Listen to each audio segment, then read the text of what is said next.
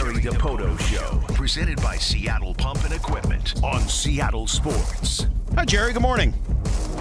Good morning, guys. What's happening? Happy birthday. I'm told yesterday was your birthday.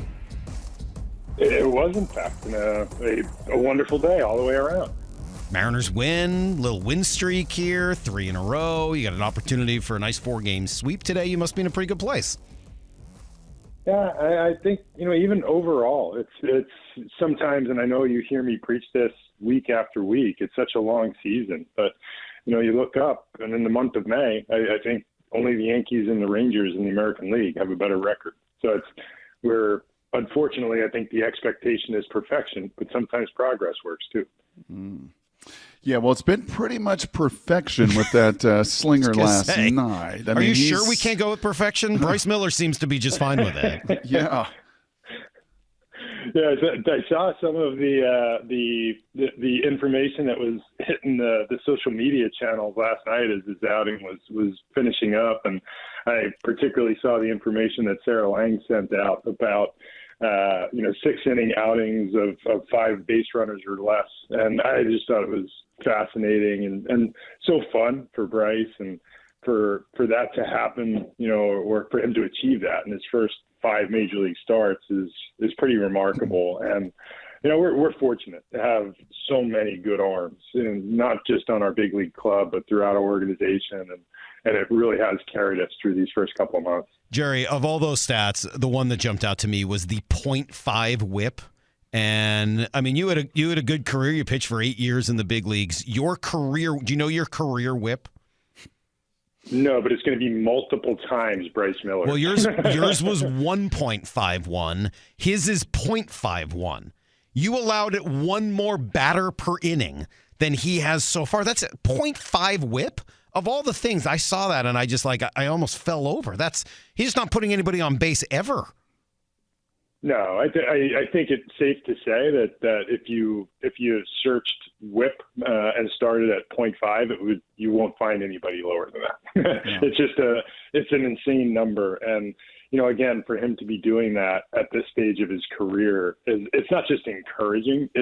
He's already pitching like a top of the rotation starter, and when you add that to Luis Castillo and George Kirby and Logan Gilbert, it's just such a fun time to watch our team sling it, because every night you see something special. Yeah, I felt like last night I should have been taken off of a text stream. I was in a text conversation with a couple baseball people, and they start talking torso tilt and spine angle and arm angle as they were trying to find a comp for Bryce Miller. And maybe it was Passan and Salk, maybe it wasn't. I don't want to air their business out there. But if you were to find a comp for Bryce Miller, delivery, stuff, is there somebody that comes to your mind over the last few decades in baseball? There really isn't anybody who comes to mind. And I think this style of pitching, and Bryce is about as modern a pitcher you can be, with the high spin rates and the riding fastball.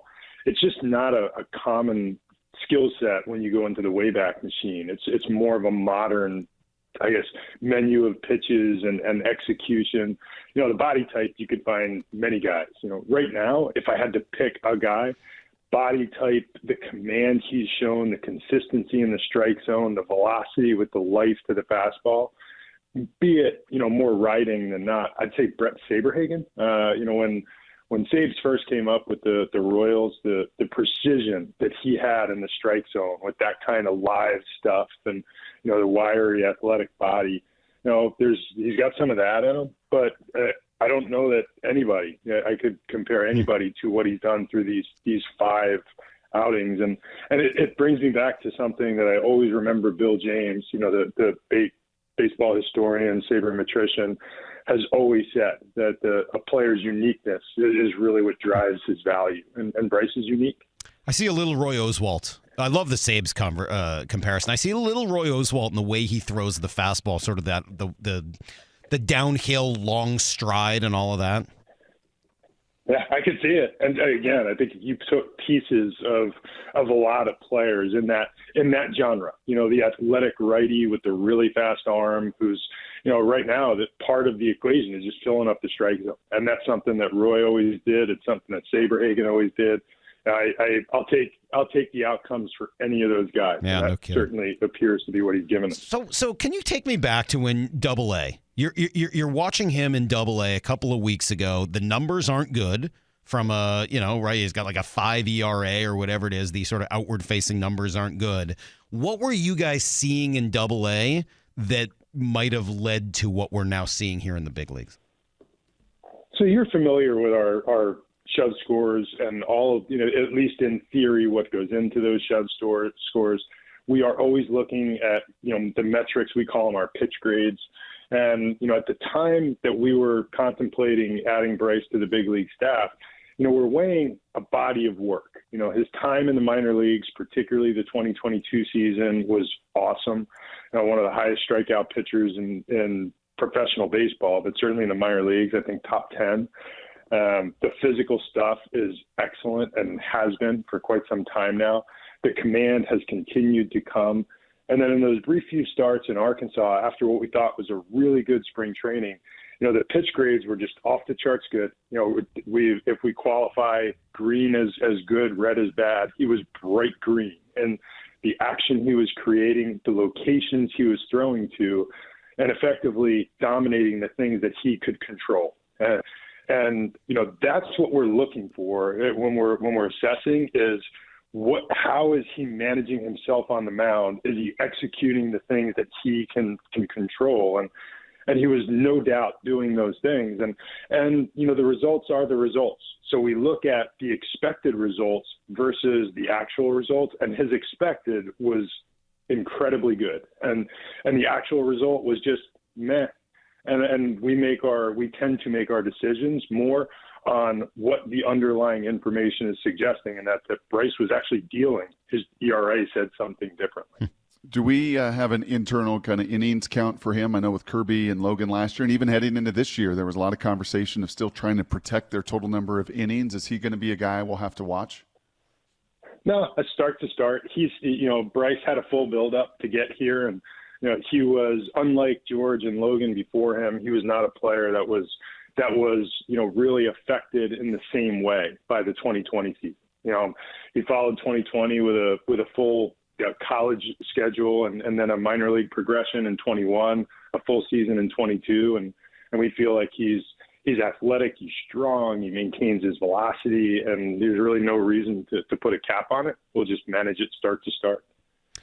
We got almost a full week here of Jose Caballero playing in almost every one of those games. I know he had one night off, hit a bunch of home runs, stole a bunch of bases. What did you make of a week of Jose Caballero? Just such a smart baseball player, and it's again, beyond his years and experience. At least it seems. He plays like someone who's played thousands of games at this level. And, his on-field awareness, his instincts on the bases in the batter's box for game situations is just off the charts good. And he's brought a lot of energy to our team. It's been fun to watch. He's made all the plays at second base. It's the quality of the at-bat has just been excellent, really, since he's been called up. But now he's adding a little bit of power to the mix, which in spring training, I joked with him, he just hit a towering home run to left field in Peoria one day. And I said, I didn't realize you had that in your bag. He said, oh yeah, watch. and if you watch Cabby's BP, it's real. He pummels balls. He hits balls out in the pen, off the back of the bullpen wall in batting practice. And now, as he gets comfortable in the box in the big leagues, he's showing that can be part of his game too. And I don't think he's going to be a 30 homer hitter, but if that's part of his game with the strike zone judgment he has and contact ability and all fields approach, he is such a pest in the batter's box. And that really makes your lineup long. Kind of like that. Oh, yeah, watch. I mean, I think every time you look at him, that's kind of what he brings to the table no matter what he is doing. How many Jose Caballeros are there out there? I mean, how many guys like what he has done this season just kind of leaves you wondering, man, where did that come from? Baseball is littered with, young players, prospects who are overlooked or not given enough respect for what they do. We've been on this session for 10 minutes and we talked about two of them. Only very recently has the world kind of been alerted to how good we think Bryce Miller is. And similarly with Cabby, we acquired him as an A-ball player back in 2019. He didn't have a lot of professional track record. But, something interesting, I was talking with a couple people down on the field yesterday who aren't associated with the Mariners, but do have professional baseball connections and been around the major league game for a while. And, one asked me, tell me about Jose Caballero. And his partner said to him, he's been a good player since college. Nobody noticed. And I tell me about him. This is interesting. He dominated at Chipola Junior College. He's been an excellent player through the minor leagues, and even statistically, what you're seeing now in his performance is pretty much on par with all of the rates, the hard hit rates. If everything lines up with what he's done throughout his minor league career, so I think we're just seeing how good Jose Caballero is. So taking that into account and then taking into account that Dylan Moore seems to be heading towards a chance to get back to the big league club. I think Justin said, maybe at some point on this homestand. I know that you wouldn't be able to tell us what move would be made at that point and who the heck knows what health is going to be, et cetera. But how will you go about making that decision in terms of, who stays with the club to make room for Dylan Moore? We'll do the right thing for the club in the big picture, and a lot of that just comes down to the functionality of the players and how they all fit together. But I think it goes without saying that what we've seen here over this last month, especially, but from the moment he's been called up to the big league, Cabby's kind of earned his spot, and it's his time, and he's taken the best advantage of this opportunity that you can possibly take, and we'll let the roster play itself out over the next week or 10 days and determine what the right thing to do is. But in the meantime, we'll just keep writing Cabby's name into the lineup. It's interesting, Jerry, if Bryce and Cabby and Julio and Kirby and Kelenic are all the faces of your DDT, your draft, develop, and trade, just the essence of your organization. What the Rangers are doing, you mentioned the Rangers both now in April and in May continue to do what they're doing. Is it fair to characterize them on the other side, that they have been a little more of the free agent and spend big and go the free agent route to put their club together? Yeah, I think that's accurate. And they went hard in over these last couple of years in free agency. And, I think, the Seagers and the Simeons and the DeGroms and they're John Gray and Eovaldi, the guys that are driving their train, and they've acquired a few really key players in trades that nobody would have identified at the time as impact trades. But guys like Nathaniel Lau and Lowe and Adolis Garcia and Jonah Heim who've been awesome for them. There's a lot of different ways to build it. We like our model for who we are, for our organization, the way we do it, our market, our people. And they do it their way. And, at the intersection of their way and our way, I hope we pass them by. Let's see. A bunch more players I kind of want to go through. Can we do some of these injury updates? Dylan Moore, Andres Munoz, et cetera. Where are we at even just a couple days since Justin gave his update at the beginning of the homestand? Probably not too different than where we were when Justin spoke to the media on Monday. I think Demo, he's playing in Tacoma, played last night. This recent rehab assignment is only 2 days old. And I would caution, Dylan didn't have a spring training, and we're now in the third week of May. So, we can forecast when he wants to come back or when we'd like him to be back. But I think we have to be patient enough to just allow it to develop. And, we have 20 days. I don't suspect that we'll take all 20 of those days, but we should be patient enough to allow the ship to get out in the water before we make too quick a decision. And, Mooney's throwing comfortably. He's been in a great position, as I mentioned last week, since he received that PRP injection. And he's tracking very well. He had a spring training and a start up into the season. I don't think it will take quite as long. Our hope is that Mooney is able to join the club maybe closer to this next road trip, sometime on the next road trip. But again, we can see the light at the end of the tunnel for both he and Penn Murphy, which I think is also an exciting development for us and what that brings to the depth of our pitching staff. You mentioned the red light, green light. I kind of like that. That's easy to follow as far as just, the pitch efficiency and effectiveness. Man, it looked like last night Matt Brash's stuff was as green as I have seen it. I mean, it was 99. It was movement. It was filthy. And then there's a bleeder here and a hard hit ball kind of there. And where do you feel like Matt's at right now with his command and his stuff?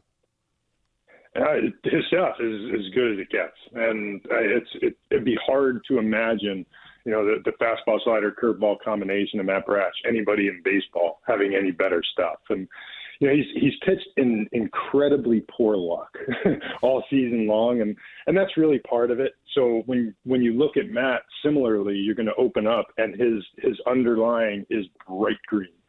Last night he gave up a couple of bleeders. I think some of what you saw last night with Matt was awesome locations on awesome stuff, and then he made a couple of middle of the plate 2-strike pitches. And so while no one hit the ball hard per se, last night I think was more a reflection of 2 pitches that hit the middle of the plate, and this is the big leagues. But I think when Matt is doing what Matt does, which is almost every other day, it's almost impossible to imagine how he could give up multiple hits in an inning. He's striking out about 18 per 9. He's reeled in his walk rate. His command has improved significantly year over year, and he's got the stuff. And in stretches is the most dominant reliever in the league. Now we just have to develop the consistency, and frankly, get a better roll of the dice sometime to make him feel better about the result, because the process has been mostly excellent. It's got to be so hard to convince major leaguers, especially young ones, that the process can be just as important as the result. And I think about kind of where Julio's been at this year. I think about Kelnick and what he's done to kind of get over that hump, and just how casually he seems to be swinging at times and how much better contact he's been making. We got a chance to see both those guys have 3 hits in a game together for the first time. Did that get your mind kind of thinking about the future of how it was always supposed to be with these 2 young stars? Yeah, I guess my mind never stops thinking about that. And, I've seen it in virtually every thought that I've had around the Mariners since, December of 2000, I guess it would have been 2018. We are really so much further along than most would recognize in how strong a foundation we have a chance to build. And back in 18, when we started this process at the end of that season, this is what it was about, was getting to this outcome. Good young players who drive a championship quality major league club. And while we may not have played like that for the month of April, I do think we're trending. And, our young players are, once again, they are keys, and they're driving it. Julio has played very well this homestand. Jared's been our best player all season long, and our pitching staff continues to dominate. And it's all guys that are in their young mid-20s that we've been talking about for years. And to see them deliver is exciting. And as you know, dating back to that time when we talked about this version or iteration of the Mariners, we always talked about JK, about Julio, about Logan and George, about that, like what you're seeing now. And along the way, there were some bumps in the roads, there were some changes, there were some new acquisitions. And I think for the most part, what this week or the start of this homestand has really illustrated is just how close we are to a breakthrough. And I say that coming off of a 90-win playoff season and trending in the month of May, we've still not broken through to be the team that we can be. But I think we're starting to see glimpses of what that looks like. Jerry, and I think some would argue that, man, if a few of these free agent acquisitions, right, a few of these offseason moves can just do what they've done in the past, right, combined with some of these young guns, you may take that next step and that next step above and be in a World Series contender. Are the underlying factors there with Teo? Salk's really bothered by me because I've kept up to date on his 10-1, strikeout to walk right now, which is not going to obviously sustain. It will change. Are there underlying factors you're seeing from Teoscar that are pointing in the right direction? Yeah, just how hard he's hit the ball, and for the critics or the pundits who would point to the off-season acquisitions or the free agents, scant as they may have been, we've added players to the roster who've just not produced the way that they've generally produced in their careers, and part of our struggle has been that, but not all of our struggle, and. As we continue to work through the season, and especially as we watch a guy like Teo, the thing with Teo is he still hits the ball hard, and I think he said it in his post game last night down in the clubhouse. It's all about swinging at the right pitches, and when he swings so easy, hits the ball effortlessly so far, we just have to get him in his good place, and he has a history of once he gets hot, it's torrid hot, and he stays there for a while, and. No, we've seen signs. We've seen 7 and 10 game stretches from him. And, when he starts contributing like he contributes, and if it runs in conjunction with, the versions we're seeing right now of Cal and the uptick with Julio and where JK's been throughout, and it's pretty exciting thing to think about what our lineup could be. And Teo is a big part of it. Well, and shame on all of us, because every time we have these conversations, I put myself specifically in this category. I just keep forgetting to mention JP, and that's not fair. I mean, he's really had a really nice start to this season. He moved up to the leadoff spot, and it has not changed him at all. He's really just sort of continued to do what he was doing. The defense is back to where it was. Jerry, how important is JP to what you do every day? You've heard me ring this bell for every off-season interview, really since JP's arrival with the Mariners. There are things that he does on a baseball field. There's a consistency that he brings to the table. And some years it might result in a 2-win player in WAR value, and some years it might be 3.5. But he fields the grounders. He throws them to first base. He's the guy you want them to hit the ball to when the game is on the line. He gives you a quality at bat virtually every time he steps in the box. He has a knack for coming up with the big hit, despite the fact that offense is maybe not his biggest calling card. And when you look up at the end of the year, he's above average on base. He's an above average field to hit guy. He is one of the harder guys in the league to strike out. And again, you can't really I know clutchiness is not really a statistic of note. He tends to be very clutch for us. And when you add all those things up, it's not as easy as saying, boy, we should go sign X free agent and just boot him, because that is critical to good team and part of the vibe of our team. Like the flow of our team flows through JP, and those are things that you just can't get beyond. The value that he brings to us is beyond what you see in a stat sheet. It's all, you can hit him ninth, you can hit him first, you can hit him third, and he just does the job. And it's JP doesn't stand out as the superstar that some of the guys that were floating around the market. JP is a really good player in our league who makes a really good team go. I felt bad for you this week, Jerry. I really did. I started feeling bad for you. You spent all this time, all this energy on your pizza oven and all of the pizzas that go in. Yep. And then, when they have room to add another pizza spot at T-Mobile up in the 300 level, did they call Jerry to say, hey, why don't you bring your pizza oven in and show us what you got? No, they go with this Moto pizza out of Detroit, the Detroit style. Yep. How did you take that? Are you offended? Do you go to Trevor Gooby and sort of, get after him a little bit? Like what happens behind the scenes? Yeah, I was a little bit disappointed that I wasn't able to put, that part of my skill set to greater use. But I will say that having gotten a sneak peek or sneak bite, as it were, at the Moto Pizza, and also having explored it, in my culinary, trip around the Seattle area in January, we did the Moto Pizza thing. And, it is. And last night, the birthday dinner was a special delivery Moto Pizza to the box to watch the game, and it's delicious. If you get the chance to go up there, there's something about the crust, and there's whatever dough they've got rolling.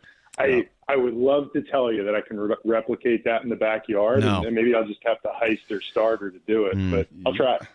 Well, I've ordered mine. I ordered mine a month and a half ago. It'll be here in July, so I'm looking forward to trying it in 2 months when I finally get the chance. Jerry, nice to see the team rolling a little bit. We'll talk to you next week. All right, guys. We'll see you.